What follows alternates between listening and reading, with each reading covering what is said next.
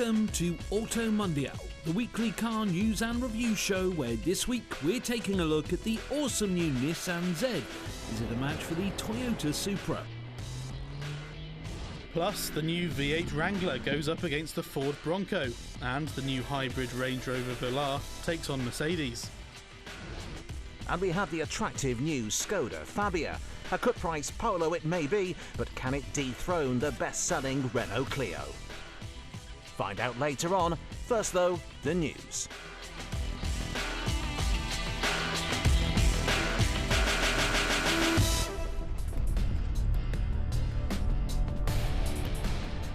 The world's biggest car manufacturer, Toyota, has announced that it's cutting production by 40% due to the ongoing chip shortage that's caused countless bottlenecks in the car and technology industries. The reduced production will last until the end of September, with 14 of the brand's Japanese factories closing down on certain working days. Customers expecting their new GR Yaris, Corolla or RAV4 will have to wait a little longer as the microchip shortage that's affected the entire industry continues to cause delays all over the world.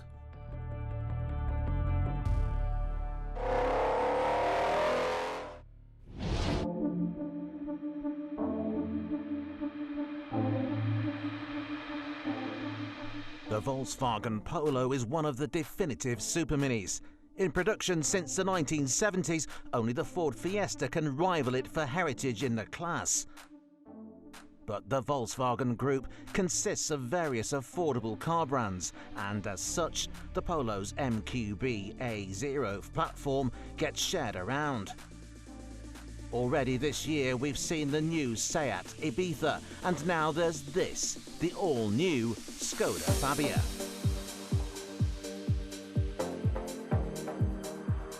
Expected to hit showrooms in early 2022, the new Fabia is Skoda's smallest offering, with the Citigo now put out to pasture. Don't go thinking though that this is some cut-price, bare-bones, cheap and cheerful Polo though. It's packed full of tech and equipment to make this a rival to anything else in its class. This new 4th gen car has grown by about 11 centimetres in length, but this is still very much a small car.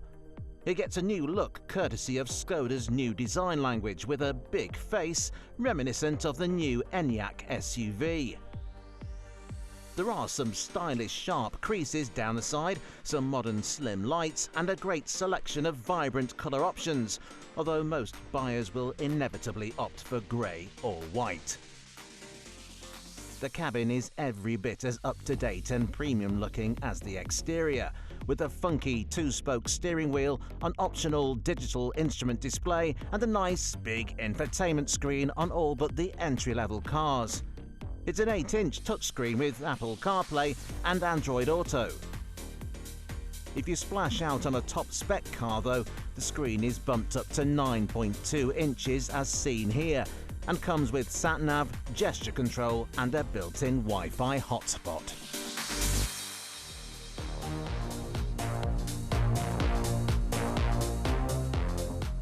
Skoda says it has no plans to release an electric version or even a hybrid version of the Fabia, with a selection of petrol engines making do. Entry-level cars get a 1-litre 3-cylinder motor producing a lowly 64 brake horsepower. Other versions will get 79, 94, 109 and 148 brake horsepower respectively. But if the Fabia wants to take the Super Mini honours, it'll need to beat some fierce competition. Not least, the sales phenomenon that is the Renault Clio. As it stands, the Clio is currently Europe's second best-selling car after the Volkswagen Golf, and it's easy to see why. It's as chic as it ever was, with clean lines and an attractive face. It's affordable too, and available with a great range of petrol and diesel engines. In the past though, the Clio was always let down by a drab, cheap, plasticky interior. Thankfully though, this new one is greatly improved. While you're not likely to confuse the cabin with that of a Rolls-Royce, the equipment is good, and it definitely looks a whole lot more modern. There are lots of nice soft touch materials, as well as some shiny bits of plastic and aluminium trim. Dominating the dashboard though is the mammoth 9.3-inch tablet infotainment screen.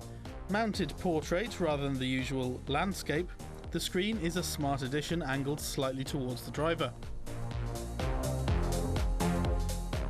Build quality is good too, but that's an area where VW Group cars, like the Skoda, really shine. The Skoda Fabia may well be a cut-price Polo, but it's just as well made. So while the Renault continues to sell in its thousands, we expect to see plenty of Fabias on the road when it goes on sale next year.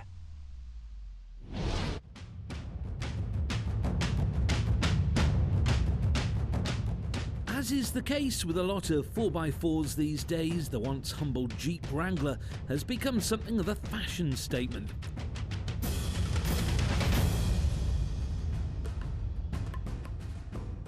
Its blocky looks and utilitarian appeal may be in vogue right now, but underneath it's still first and foremost an off-road vehicle.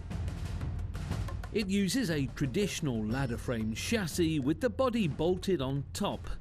The windscreen still folds flat, and if you feel so inclined, you can take the doors off to get a better view of the obstacles you're driving over. But as with all things, the humble Jeep has had to make the effort to keep up with the times. And this new one is the most technically advanced Wrangler ever. Inside you're greeted by a terrifically retro dashboard with a bright central screen. 3 different sizes are available, with Android Auto and Apple CarPlay fitted to the 2 bigger ones. There are a few typical creature comforts like aircon and parking sensors, but otherwise it is business as usual. No massage seats or touch-sensitive climate control here. The Wrangler is available as either a 2-door or a 4-door, but even the long wheelbase car has little in the way of practicality. The cabin is cramped and the boot is smaller than in most Super Minis. Performance is nothing to write home about, or at least it wasn't until now. For as long as the Wrangler has been on sale, buyers have been pestering Jeep to build one with a V8, and now finally here it is. This is the new Rubicon 392, the fastest Wrangler ever made. Under the bonnet sits a 6.4 litre motor, or 392 cubic inches, hence the name. That enormous engine is a Hemi V8, one of America's most iconic power plants. And with 450 horsepower on tap, it'll get the Wrangler from 0 to 60 in just 4.5 seconds. That's fast by any standards. In fact, it's Mercedes G63 territory. Jeep even says the 392 will do the quarter mile in just 13 seconds. So aside from the massive engine, what has Jeep changed? Well, first off, there's no manual gearbox option for the V8, with an 8-speed auto box being the sole option. There's a rather naughty exhaust at the back to really make the most of that V8 soundtrack, and the suspension and axles have been upgraded to handle the extra grunt. But don't think that all this extra poke means the 392 is shying away from its off-roading roots. Far from it. In fact, it's even more trail-ready than the standard car.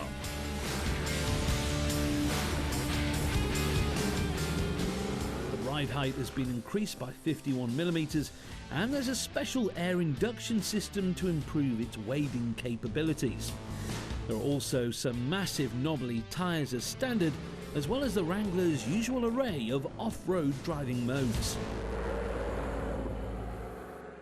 Naturally, there's been a few tweaks to the styling too, with a big scoop on the bonnet and some nice bronze and aluminium trim details dotted around the interior.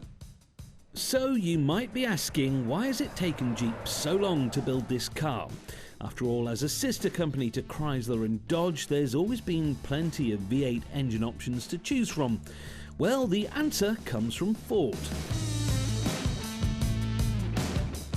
When the new Bronco was unveiled last year, complete with a 330 horsepower V6 under the bonnet, it seems Jeep realised that the Wrangler might finally have soft convertible 4x4 competition.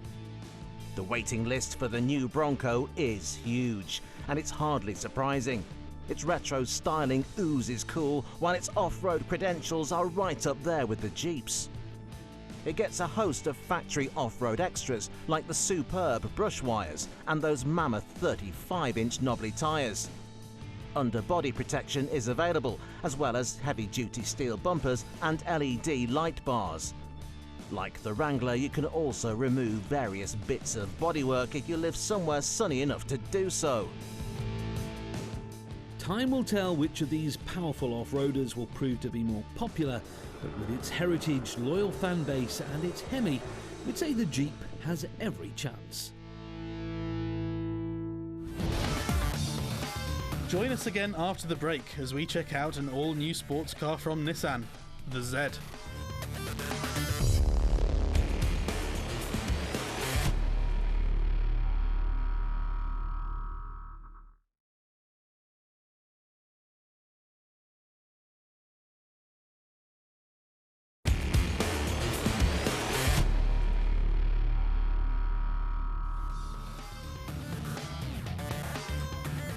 Still to come, Nissan Z versus Toyota Supra.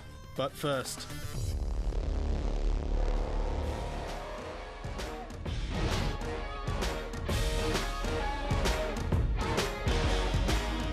For decades now, if you fancied yourself a posh SUV, there's always been one obvious choice, the Range Rover. With its unique blend of luxury and true go-anywhere ability, it continues to set the standard even in today's crowded SUV market.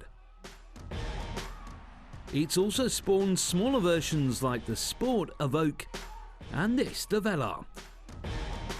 One of the very best looking 4x4s of any size, the Velar combines the Range Rover's premium fixtures and fittings with less emphasis on off-roading, instead being focused towards the vast majority of SUV buyers whose idea of off-roading involves occasionally bumping up onto curbs. And now Land Rover has upgraded the Velar with a new plug-in hybrid system. The same setup as found in the new Defender P400e, the Velar PHEV uses a 2-litre 4-cylinder petrol engine paired up to an electric motor and 17.1 kilowatt-hour battery hidden away under the boot floor.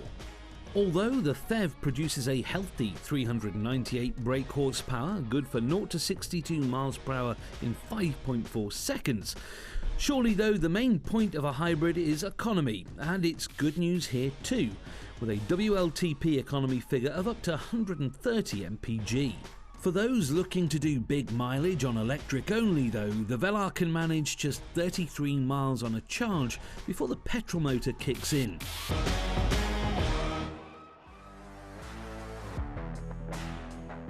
Using a fast charger, it can be charged from 0 to 80% in half an hour, but for those who don't want to wait around, there are some non-plug-in options too. There's a new pair of 3-litre straight 6 choices, both equipped with 48-volt mild hybrid system.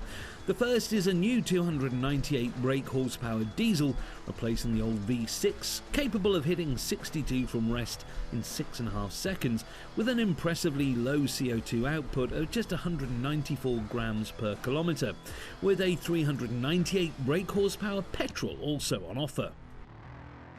There are also some new smaller diesel options too, but it isn't just under the bonnet where the Velar has been updated. Visual changes on the outside may be limited with just some new paint and alloy wheel options, but inside the changes are more apparent. The old Touch Pro infotainment has been ditched in favour of Land Rover's new PHEV and PHEV Pro systems. However, while the full-size Range Rover might still be the go-to choice for those after a big luxury SUV, the Velar needs to fend off some serious competition, not least this, the Mercedes GLE. Available as either a proper SUV or a coupe SUV, the GLE has one of the best interiors in this class. The Velars may be beautiful, but the Merc's big screens, brushed aluminium and open-pore wood trim make for an extremely luxurious environment. There is a range of petrol and diesel engines to choose from, with a 3-litre petrol mild hybrid being the one to go for its blend of performance and economy. However, there's no plug-in hybrid option for now, meaning drivers who prefer silent commuting are better off with the Rangy. And it's the Velar in any guise that we'd choose in this class. Not only does it look fantastic and cosset you on the road, but it's also cheaper than the Merc, with prices starting at around £45,000.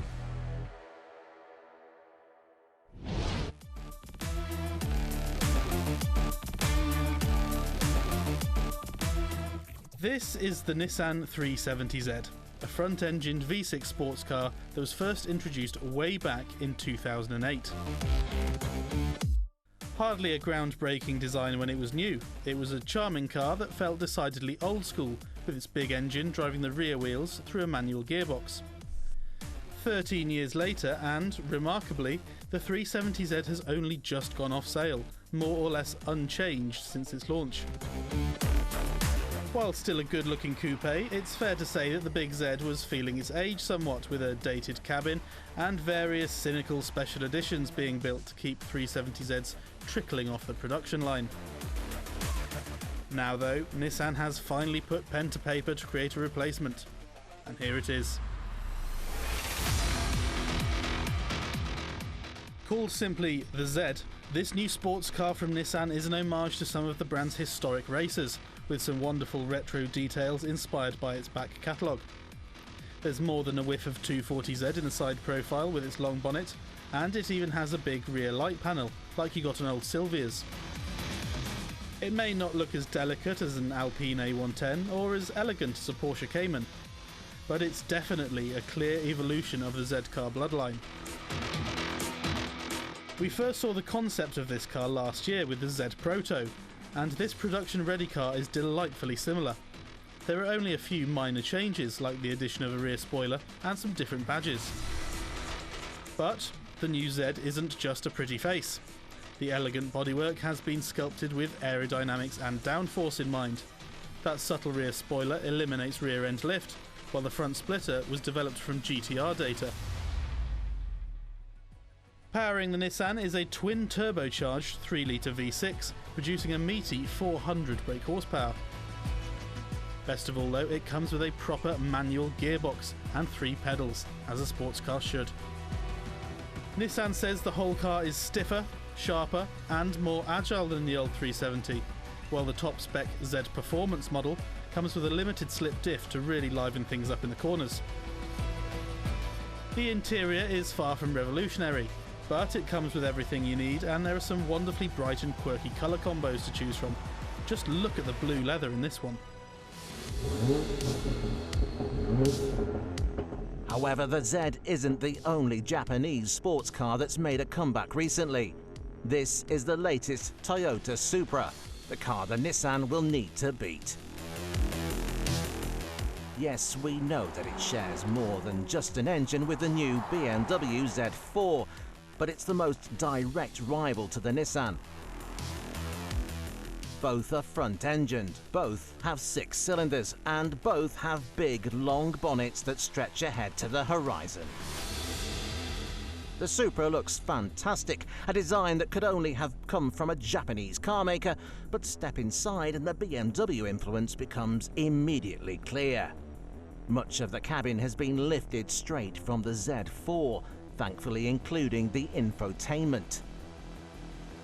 While it's hard to complain about such a high-quality interior, buyers of the new Supra will likely be considering it because of its heritage and the fact that it isn't German. There are plenty of German sports cars at this price point, including that very similar Z4, so it does seem like a shame that the Supra misses out on a tech-filled, button-laden dash that was always a characteristic of Japanese sports cars. Its BMW 3-litre straight-6 is down on power versus the Nissan at 335 brake horsepower, but it's good for 0 to 62 miles per hour in 4.3 seconds onto a very German top speed of 155.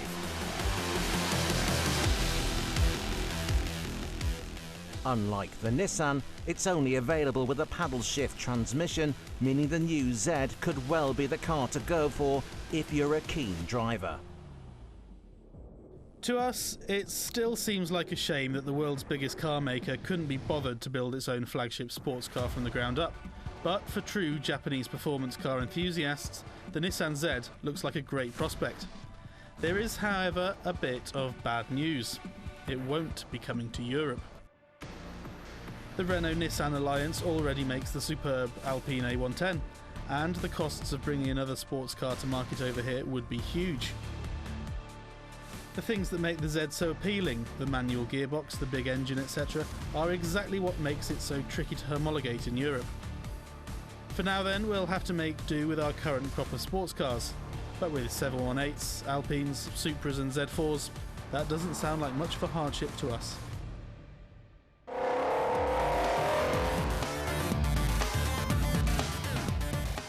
Join us again next week on Auto Mundial as we explore the incredible Mercedes EQS.